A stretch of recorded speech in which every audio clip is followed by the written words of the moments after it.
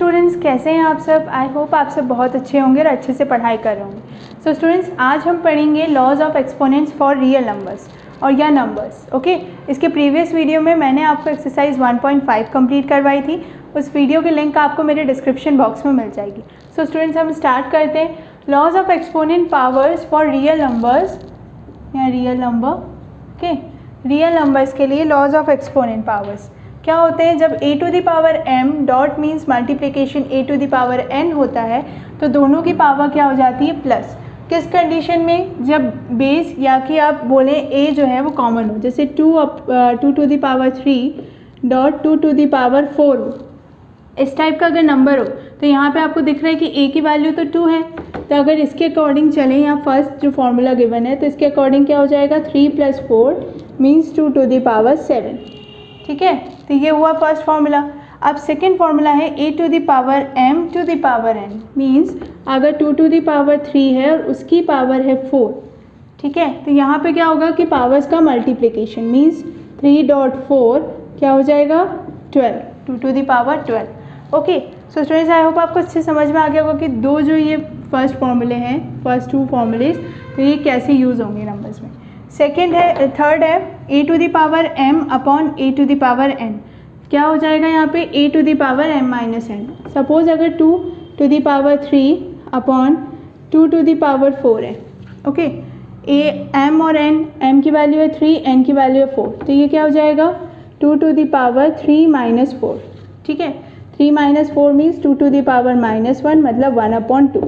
ठीक है, तो ये तो हुआ थर्ड फॉर्मूला एक्सपोनेंट पावर्स का। अब फोर्थ फॉर्मूला गिवन है a to the power m and b to the power m। Okay, a to the power m and b to the power m, मतलब 2 to the power 3 dot 3 to the power 3। इस type के अगर आपको number given होंगे तो वहाँ पे formula लगेगा ये फोर्थ। तो ये क्या हो जाएगा? 2 × 3। क्यों? क्योंकि a × b to the power m, 2 × 3 means 6 to the power 3। So students, I hope आपको चारों के चारों फॉर्मूले समझ में आ गए होंगे कि इन 4 फॉर्मूलेज का यूज़ हमें कैसे करना है रियल नंबर्स के पावर एक्सपोनेंट्स निकालने के लिए। तो मैंने कुछ क्वेश्चन लिए हैं, तो इसमें क्वेश्चन में फर्स्ट पार्ट में गिवन है 2 to the power 2/3 multiplication with 2 to the power 1/3। अब यहाँ पे कौन सा फॉर्मूला लगेगा स्टूडेंट्स? क्योंकि आपको 2 और 2 सेम दिख रहा है, ठीक है, पावर्स दोनों की डिफरेंट है, तो कौन सा फॉर्मूला? फर्स्ट फॉर्मूला, जो कि क्या है? a to the power m dot a to the power n is equal to a to the power m plus n, यही होता है। तो जब हम इस फॉर्मूले में इसको अप्लाई करेंगे इस क्वेश्चन में, तो 2 to the power 2/3 dot 2 to the power 1/3। अब इनकी पावर्स को अगर हम यहाँ प्लस कर दें तो 2/3 प्लस 1/3 इज इक्वल टू कितना हो जाएगा? 2 टू द पावर 1 मीन्स 2। तो ये आया फर्स्ट पार्ट का आंसर। ठीक है, क्या यूज़ किया हमने? फर्स्ट फॉर्मूला यूज़ किया, जो कि क्या है? a to the power m dot a to the power n is equal to a to the power m plus n। यहाँ पे 2 दोनों के बेस जो थे वो सेम थे, बस उनके एक्सपोनेंट पावर्स डिफरेंट थी, तो हमने उन दोनों पावर्स को प्लस किया और उसके बाद फाइनल आंसर निकाल लिया। अब सेकेंड पार्ट देखते हैं। सेकेंड पार्ट में क्या गिवन है? सेकेंड पार्ट में गिवन है 3 टू द पावर 1/5 इंटू 4। अब ये इसमें कौन सा फॉर्मूला लगेगा? इसमें लगेगा second formula a to the power m to the power n। तो यहाँ पे क्या होता है? यहाँ पे हो जाता है मल्टीप्लिकेशन पावर्स का, तो अब यहाँ मल्टीप्लिकेशन करेंगे पावर का, तो कितना हो जाएगा? 4/5। Okay, 3 to the power 4/5। So students, I hope आपको अच्छे से समझ में आ गया होगा कि हम कैसे एक्सपोनेंट पावर्स के फॉर्मूले को यूज़ करते हैं।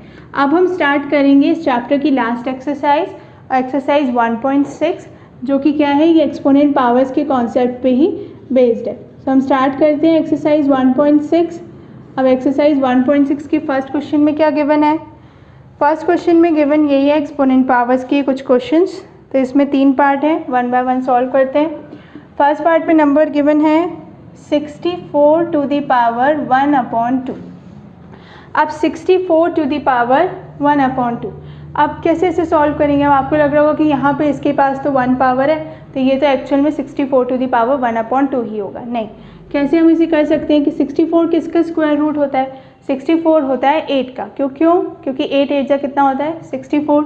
तो हम इस यहाँ पे ऐसे लिख सकते हैं 8 to the power 2 to the power 1/2, ऐसे लिख सकते हैं। क्योंकि हमने 64 को कन्वर्ट कर दिया 8 स्क्वायर और जिसकी पावर है 1/2। तो अब ये किस फॉर्मूले में बेस्ड है? ये है सेकेंड फॉर्मूले में a to the power m to the power n। तो यहाँ पे क्या होता है? पावर्स का मल्टीप्लिकेशन। अब जब हम यहाँ पावर का मल्टीप्लिकेशन करेंगे तो कितनी हो जाएगी? 2/2। तो एक्चुअल में क्या होगा? 1। तो आंसर क्या आया फर्स्ट पार्ट का? 8। ठीक है, काफ़ी सिंपल है। सिर्फ ये 4 फॉर्मूले यूज़ करके हमें इन क्वेश्चंस को सॉल्व करना है। अब सेकेंड देखते हैं। सेकेंड पार्ट में गिवन है 32 टू द पावर 1/5। अब 32 to the power 1/5। So students, आपको पता होगा कि जब हम 2 टू द पावर 5 करते हैं तो वो कितना होता है? 32। ठीक है, तो वो होता है 32। तो अब हम यहाँ पे 32 को लिख सकते हैं जैसे हमने 64 को लिखा था 8 स्क्वायर। तो हम यहाँ पे इसे लिख देंगे 2 टू द पावर 5 एंड 1/5, जो कि क्या हो जाएगा? यहाँ पे भी वही सेकेंड फार्मूला यूज़ करेंगे, पावर्स का मल्टीप्लिकेशन करेंगे तो 2 टू द पावर 1 ही होगा फाइनली। तो आंसर कितना आ जाएगा? 2। ठीक है, अब इसका थर्ड पार्ट सॉल्व करते हैं। थर्ड पार्ट में गिवन है नंबर 125 टू द पावर 1/3। ठीक है, 125 टू द पावर 1/3। अब 125 टू द पावर 1/3। अब जैसे 32 और 64 को कन्वर्ट किया था, ऐसे ही 125 को भी कन्वर्ट कर सकते हैं। तो 125 को किस में कन्वर्ट करेंगे? 125 को कन्वर्ट करेंगे हम 5 के क्यूब में, क्योंकि 5 का क्यूब की वैल्यू कितनी होती है? 125 मीन्स 125। तो जब हम इसमें भी वो सेकेंड फार्मूला यूज़ करेंगे तो आंसर कितना आएगा? 5। सो स्टूडेंट्स, फर्स्ट क्वेश्चन तो ऐसे ही था कि जो हमें नंबर्स गिवन थे वो स्क्वायर रूट थे सब, और स्क्वायर रूट या क्यूब रूट, तो उनको हमने सॉल्व किया और उसके बाद फिर हमने फाइनल आंसर निकाल लिया। और पूरे क्वेश्चन फर्स्ट क्वेश्चन में सिर्फ सेकेंड फार्मूला यूज़ हुआ। अब हम सॉल्व करेंगे कौन सा question? Second question. Okay, second question में भी इसी टाइप के क्वेश्चंस गिवन है। सो सेकेंड क्वेश्चन के फर्स्ट पार्ट में गिवन है 9 टू द पावर 3/2। अब 9 to the power 3/2।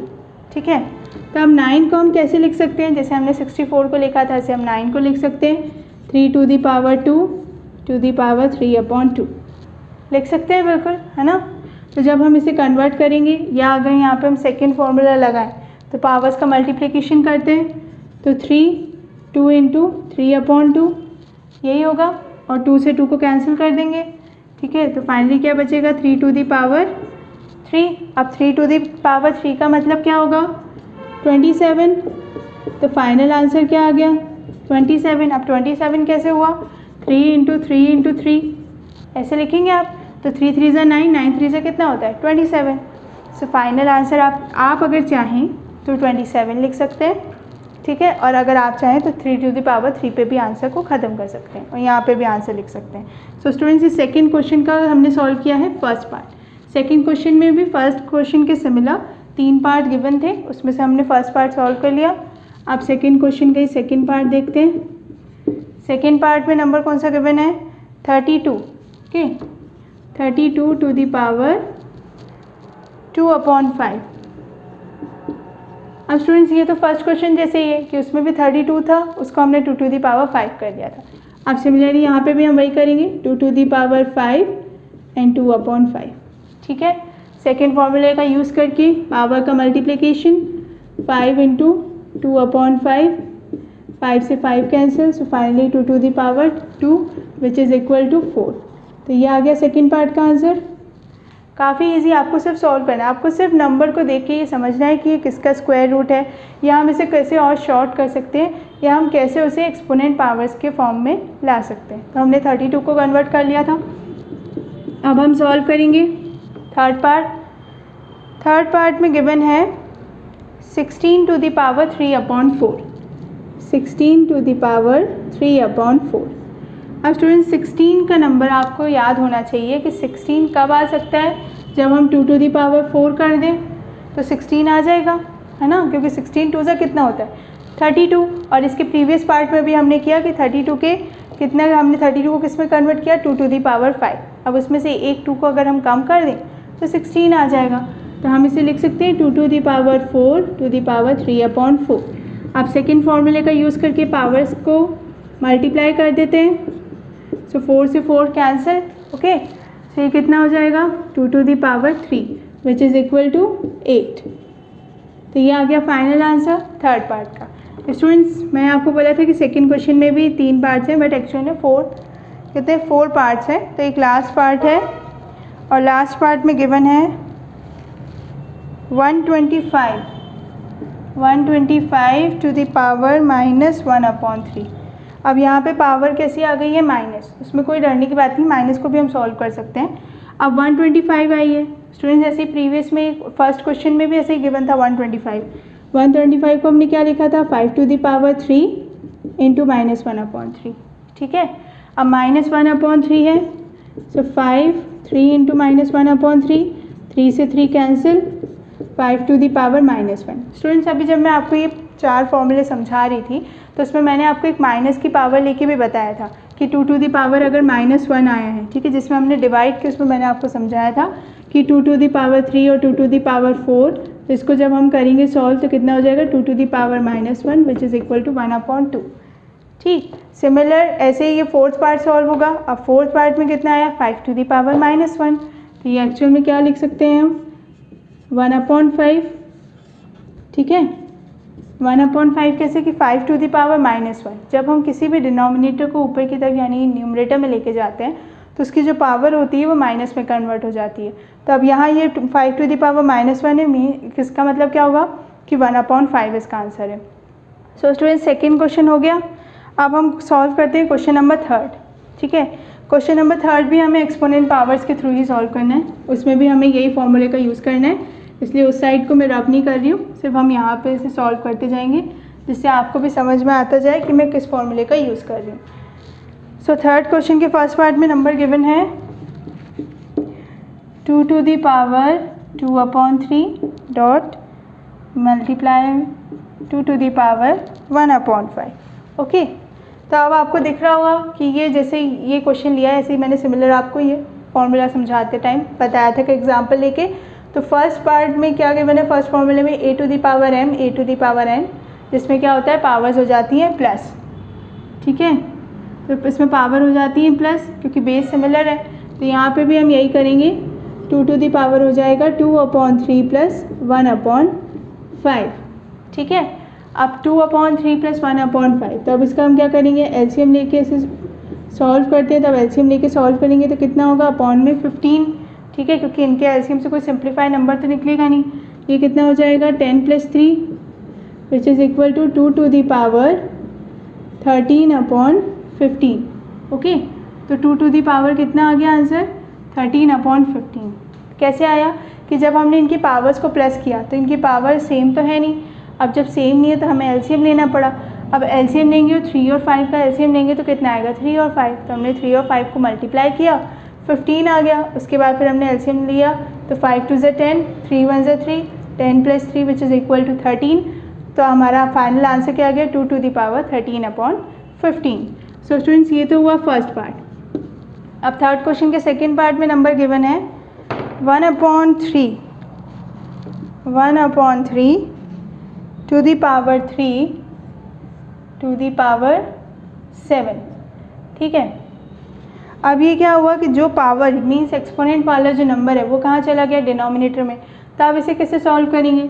So student second part जो हमने सॉल्व किया था सेकंड क्वेश्चन, और सेकंड क्वेश्चन में मैंने आपको एक माइनस पावर वाला बताया था नंबर। ठीक है, तो जब डिनोमिनेटर के किसी भी पावर वाले नंबर को न्यूमरेटर में लेके जाते हैं तो वो कन्वर्ट हो जाता है। जैसे अगर ये 1/5 है और इसे न्यूमरेटर में लेके जाएंगे तो 5 टू द पावर -1 हो जाएगा। तो ऐसे ही अगर 1/3 टू द पावर 3 है तो हम इसे कैसे लिख सकते हैं? 3 to the power -3 to the power 7 लिख सकते हैं, बिल्कुल। ठीक है, तो अब जब हम ऐसा इसे लिख सकते हैं तो हम यहाँ पर क्या यूज़ करेंगे? सेकेंड नंबर का formula a to the power m to the power n which is equal to a to the power m into n। तो जब हम यहाँ पे करेंगे इसे मल्टीप्लाई तो 3 टू द पावर कितना हो जाएगा? -21। 7 इंटू 3 कितना होता है? 21, बट 3 के साथ माइनस है तो कितना हो जाएगा? -21। अब जब ये -21 हो गया तो इसे सिंपल वे में अगर हम लिखेंगे, सिंप्लीफाई करके भी लिखें तो कितना हो जाएगा? 1/3 टू द पावर 21। क्यों? क्योंकि जब न्यूमरेटर में था तो 3 टू द पावर -21 था, अब 1/3 टू द पावर 21 हो गया। तो स्टूडेंट्स आई होप आपको समझ में आ गया होगा कि हमने कैसे इसे माइनस में कन्वर्ट किया। कन्वर्ट करने के बाद हमने सेकंड फॉर्मूले का यूज़ किया और इसे सॉल्व किया। क्यों? क्योंकि यहाँ अगर आप डिवाइड का भी फॉर्मूला यूज़ करना चाहेंगे तो यहाँ होल पावर 7 है, 1 टू द पावर 7 है, 3 टू द पावर 3 नहीं है जो हम यहाँ पे इसको ये वाला फॉर्मूला यूज़ करें। ये वाला फॉर्मूला यूज़ करने के लिए भी आपको दोनों सेम चाहिए। मीन्स अगर 1/3 होता, ठीक है, तो यहाँ पे भी आपको 3 चाहिए था, तब आपका ये सेम सिमिलर होता, तब आप ये थर्ड फॉर्मूला यूज़ करते थे। पर अब हमने क्या किया कि हमने प्रीवियस क्वेश्चन हम करते आ रहे हैं, फर्स्ट और सेकंड कर ही चुके थे, तो अब हमने क्या किया कि डिनोमिनेटर की चीज़ को न्यूमरेटर में ले गए, माइनस में कन्वर्ट किया, सेकंड फॉर्मूले का यूज़ करके आंसर फाइंड आउट कर लिया। अब थर्ड पार्ट में नंबर गिवन है 11 टू द पावर 1/2, डिनोमिनेटर में है 11 टू द पावर 1/4। स्टूडेंट्स मैंने अब भी आपसे बात करी थर्ड फॉर्मूले की, और थर्ड फॉर्मूले से रिलेटेड क्वेश्चन भी आ गया। थर्ड फॉर्मूला क्या है? a to the power m upon a to the power n, और वो क्या हो जाता है a to the power m minus n। अभी मैंने आपको बोला था कि a दोनों का सेम होना चाहिए, a की वैल्यू तो फाइंड आउट हो, सिंप्लीफाई हो कि हाँ a क्या है, स्पेसिफिक पता हो। तो a क्या है यहाँ पे 11, तो हम इसे डायरेक्ट लिख सकते हैं 11 टू द पावर क्या हो जाएगा, जब डिवाइड की बात होती है तो एक्सपोनेंट जो पावर्स रहती हैं माइनस होती हैं, तो यहाँ हो जाएगा 1/2 माइनस 1/4। ठीक है, तो 1/2 माइनस 1/4, अगर आप चाहें तो इसका एलसीएम लेके अगर आप इसे सॉल्व करेंगे तो सॉल्व करने पे क्या होगा 4 - 2 which is equal to 11 to the power 2/8 which is equal to 1/4। तो ये क्या आया फाइनल आंसर किसका? थर्ड पार्ट का। कैसे आया कि हमने इसका एलसीएम ले लिया। अगर आप चाहते तो आप इसका एलसीएम ऐसे भी ले सकते हैं, 2 × 4, 2 × 1 2, 2 2, तो आता कितना ही 4, बट यहाँ पे हमने क्या किया 2 और 4 का मल्टीप्लिकेशन कर दिया, 8 कर दिया, और जैसे हम बाकी नंबर्स का एलसीएम निकालते हैं ऐसे एलसीएम निकाला। ठीक है, फिर क्रॉस मल्टीप्लिकेशन किया 4 - 2 विच इज़ इक्वल टू 2/8, तो 2/8 कितना हो जाएगा 1/4, तो आ गया हमारा आंसर 11 टू द पावर 1/4। अब स्टूडेंट्स इसका फोर्थ पार्ट है, फोर्थ पार्ट में गिवन है, फोर्थ पार्ट यहीं कर लेता है, ये थर्ड वाला लिखे रहने देती हूँ मैं, आप स्क्रीनशॉट ले लीजिएगा। सो फोर्थ पार्ट में गिवन है 7 to the power 1/2.78 to the power 1/2। Okay, so students अब ये कैसा क्वेश्चन आया है? ये आया है लास्ट फॉर्मूले का यूज़ करने के लिए। अब लास्ट फॉर्मूला क्या है? a to the power m b to the power m which is equal to a into b to the power m। ठीक है, इसके लिए भी मैंने आपको एग्जांपल बताया था कि 2 टू द पावर 3 हो और 3 टू द पावर 3, तो क्या हो जाएगा 6 टू द पावर 3। आपको याद हो तो मैंने जैसा फॉर्मूला आपको मैं बता रही थी कि कैसे आपको यूज़ करना है, तब मैंने आपको ये बताया था। तो अब यहाँ पे आपको पावर सेम दिख रही है, तो लास्ट फॉर्मूले का यूज़ कर लेते हैं। यहाँ पे भी लिख देती हूँ जिससे आपको याद रहे। So a to the power m dot b to the power m which is equal to ab to the power m। ठीक है, इसी फॉर्मूले का यूज़ करते हैं। तो यहाँ पे अगर हम यूज़ करेंगे इसका तो कितना हो जाएगा 56 टू द पावर 1/2। ठीक है, तो ये कितना होगा 56 टू द पावर 1/2। अब 56 को हम सॉल्व कर लेते हैं। अगर हम 56 को यहाँ पे सॉल्व करेंगे तो कितना होगा 2 2 4, 2 8 16, 14, 2 7 जा। तो ये फाइनली किसी के क्यूब किसी के स्क्वायर में नहीं आ रहा है, ये मैंने आपको करके बताया कि 56 किसी के स्क्वायर, किसी के स्क्वायर रूट, किसी के क्यूब रूट या 2 to 4 5 6 इस टाइप की पावर्स में नहीं आता। सो फाइनली आंसर कितना आया है 56 टू द पावर 1/2। ठीक है, सो स्टूडेंट्स अब आप इसका स्क्रीनशॉट ले लीजिए। सो स्टूडेंट्स आई होप आपको अच्छे से समझ में आ गया होगा कि हमने कैसे एक्सपोनेंट पावर्स के फॉर्मूले का यूज़ करके एक्सरसाइज 1.6 को सॉल्व किया। सो स्टूडेंट्स अब इसके नेक्स्ट वीडियो में मैं chapter third coordinate geometry upload करूँगी, क्योंकि आज हमारा चैप्टर फर्स्ट नंबर सिस्टम पूरा कंप्लीट हो गया है। अब इसके नेक्स्ट वीडियो में हम पढ़ेंगे chapter number third. So students please मेरे चैनल को सब्सक्राइब करें और बेल आइकन ज़रूर दबाएं, जिससे जब मैं नेक्स्ट वीडियो अपलोड करूँ तो आपको नोटिफिकेशन शो हो। Thank you students.